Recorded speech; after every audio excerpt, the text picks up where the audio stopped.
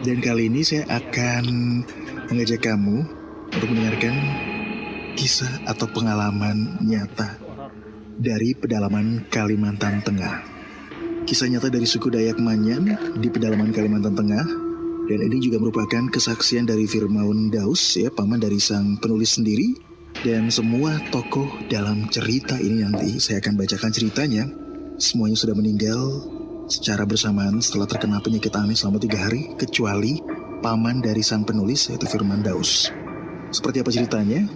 Nah, sebelum kita dengarkan sama-sama cerita Bajat Pangguluh, buat kamu teman tengah malam yang belum follow podcast ini, silahkan langsung di follow ya. Dan jangan lupa juga dengarkan semua episode yang ada di podcast ini, biar kamu gak kelewatan satu episode pun. Saran saya, kamu dengarkan podcast ini di malam hari atau lewat tengah malam sendirian. Dan jangan lupa gunakan headset atau earphone yang kualitas audionya oke, biar kamu bisa mendengarkan ceritanya lebih baik lagi.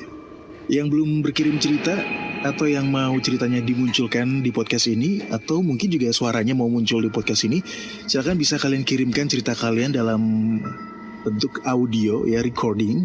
Langsung aja kalian kirim di email willyardan13@gmail.com, atau bisa kirim cerita juga lewat DM Instagram Willy Ardan. Langsung aja kirimkan cerita kamu biar nanti bisa muncul di episode lainnya. Baik, buat teman tengah malam, sama-sama kita dengarkan Bajat Pangguluh lewat tengah malam.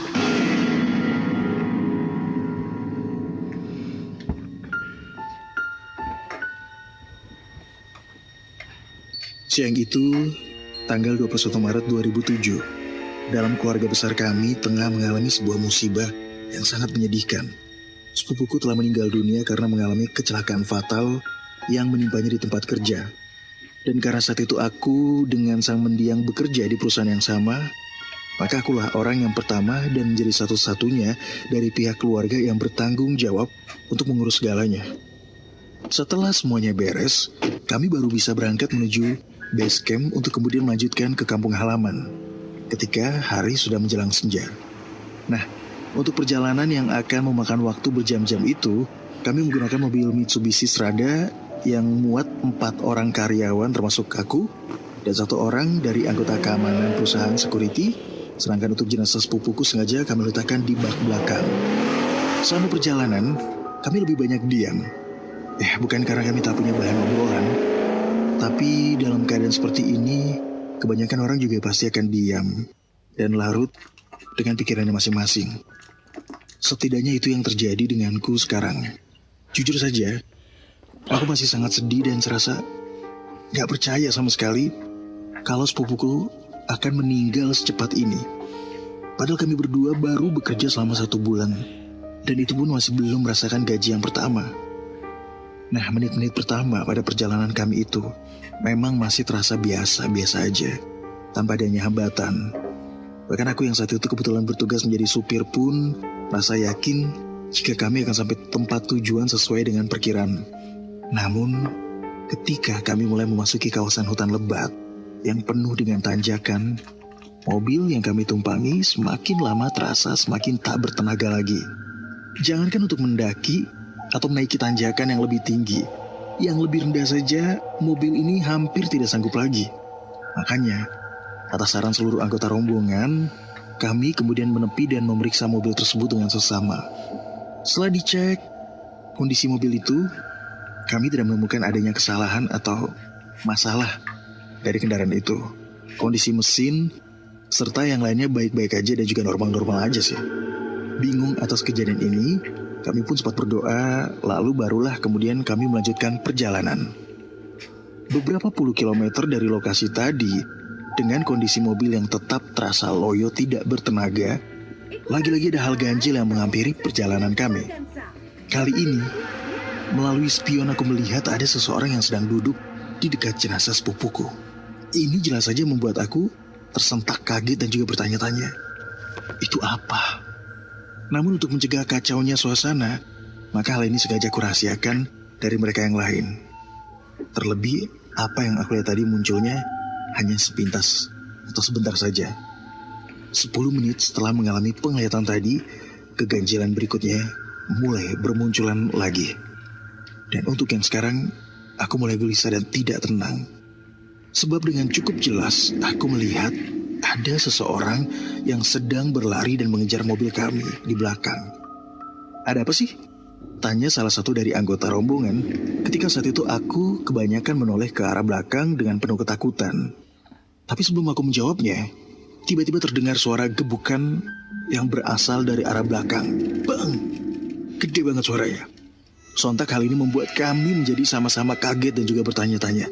Apaan sih itu? Ini benar-benar aneh dan juga mengherankan. Namun tidak ada yang berani menoleh ke belakang untuk mengecek ada apa sih sebenarnya yang menimpa mobil kami.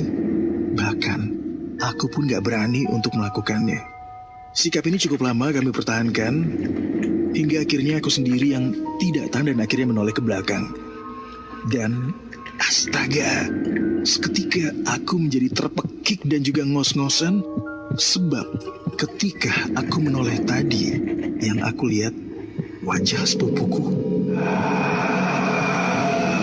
yang sudah pucat kaku dengan wajah yang sangat menyeramkan melotot memandang ke arah aku. Secara pribadi sebenarnya aku ingin rasanya pergi, melompat keluar, karena ini pengalaman pertama melihat hal yang benar-benar horor banget, menakutkan banget, belum pernah aku alami sebelumnya.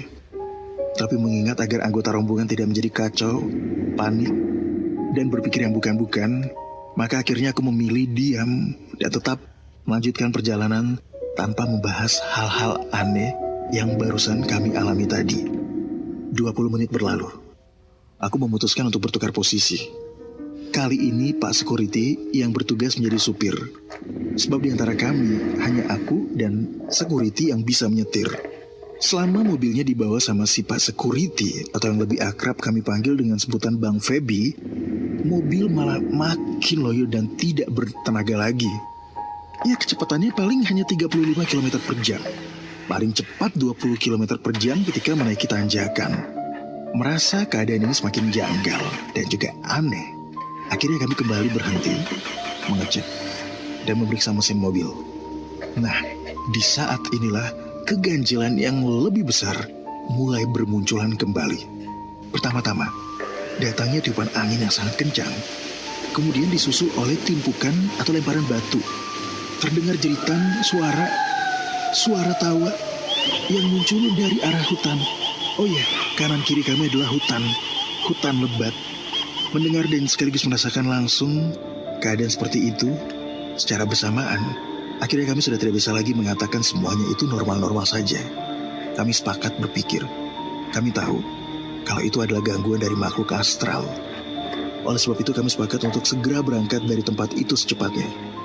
Namun, ketika akan naik ke dalam mobil, tiba-tiba salah seorang rekan kami menjerit-jerit sambil menuju ke arah belakang. Astaga, rupanya itu karena jenazah sepupuku sudah tidak ada di tempatnya. Jenazahnya berada di sekitar 2 meter di belakang sana. Loh, sebenarnya ada apa nih Pak? Tanya Bang Feby. Kebingungan saat setelah kami mengembalikan jenazah pada tempat semula.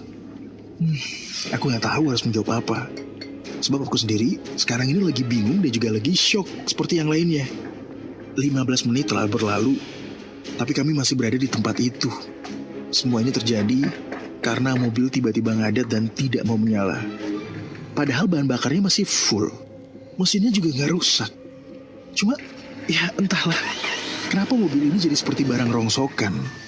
Mogok, gak mau jalan sama sekali. Dalam situasi seperti ini jelas kami menjadi semakin panik dan juga ketakutan.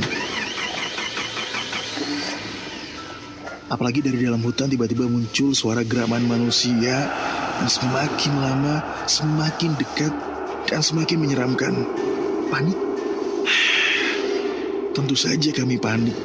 Bahkan sampai-sampai Bang Feby yang tubuhnya sangat berotot dan juga bertampang sangar pun dibuat nyalinya jadi ciut ketakutan. Ya, pastilah di tempat seperti ini, otot nggak menjamin untuk tidak diganggu makhluk halus. Dan akhirnya kami sepakat masuk ke dalam mobil dan tidak pernah berani keluar lagi. Kami hanya bisa saling berpandangan mendengar ucapan tadi. Dan terlihat di wajah kami raut muka ketakutan dan khawatir. Apalagi setelah dipikir-pikir, semuanya memang benar. Memang tidak ada yang bisa menjamin untuk tidak diganggu makhluk halus di tempat sunyi seperti ini. Dengan kondisi hutan lebat seperti ini. Apalagi kami yang sekarang jelas-jelas sedang berada di tengah hutan dan berhadapan langsung dengan gangguan-gangguan makhluk astral. Oh ya, selain suara geraman tadi terus-terusan terdengar, beberapa detik berikutnya jenazah sepupuku tiba-tiba sedikit bergerak-gerak dengan sendirinya. Alhasil, kami awalnya rencana tetap bertahan dengan sisa keberanian yang ada, langsung lari kocar-kacir kemana-mana. 2 orang berlari ke arah depan atau arah yang menuju base camp. Aku sendiri memilih bergabung dengan Bang Feby. Keputusan bergabung dengan Bang Feby ini selanjutnya adalah keputusan yang paling membuat ketakutan. Ini aku katakan karena ketika di dalam mobil kami harus bergulat dengan ketegangan dan teror yang lebih menyeramkan. Pertama-tama adalah dimulainya dengan semakin besarnya gerakan dari si jenazah. Kemudian munculnya bayangan lain yang berlalu lalang di sekitar mobil. Puncaknya dengan terdengarnya suara gedebuk, suara keras di atap mobil yang menandakan jika di atas sana ada sesuatu yang lagi hinggap atau yang nempel di atas mobil kita. Ya, jadi bayangkan saja betapa ketakutannya kami. Tapi hal itu masih belum seberapa sih kalau dibandingkan dengan apa yang terjadi berikutnya. Sebab berikutnya kami didatangi oleh sosok makhluk bermata satu dengan rambut panjang, tubuh kurus, lidah yang menjulur hingga melilit lehernya sendiri. Kami melihat langsung sosok yang benar-benar menakutkan ini.